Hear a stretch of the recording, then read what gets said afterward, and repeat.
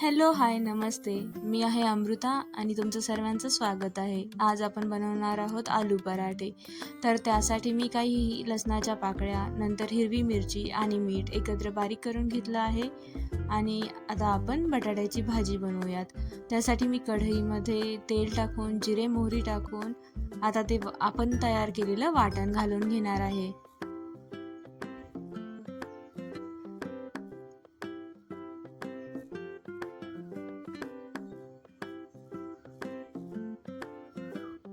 त्यामध्ये आता मी अर्धा चम्मच हळद घातली आहे आणि ते चांगलं परतून घेणार आहे. आता त्यामध्ये 4-5 कुस्करलेले बटाटेही घालणार आहे. तेही एकजीव करून घेणार आहे, जेणेकरून मीठ आणि मिरची सर्व बटाट्यांपर्यंत पोहोचेल. आता त्यामध्ये भरपूर अशी कोथिंबीर घालून घेऊयात, कारण मला तर कोथिंबीर खूप आवडते. एकतर ती दिसायलाही छान दिसते आणि ती लागतेही छान. आता तेही एकत्र करून घेऊयात. चला तर आता पराठे करून घेऊयात.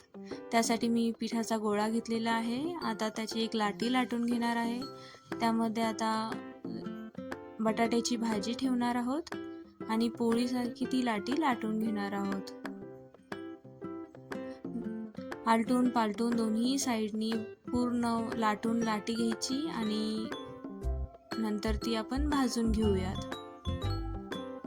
आता माझा पराठा हा लाटून झाला आहे. आता तो मी भाजून घेणार आहे. तुम्ही तेल, तूप काहीही लावू शकता. मला तर पर्सनली तूप खूप आवडतं. आपला पराठा तयार आहे. जर व्हिडिओ आवडला असेल तर नक्की सबस्क्राईब करा. थँक्यू.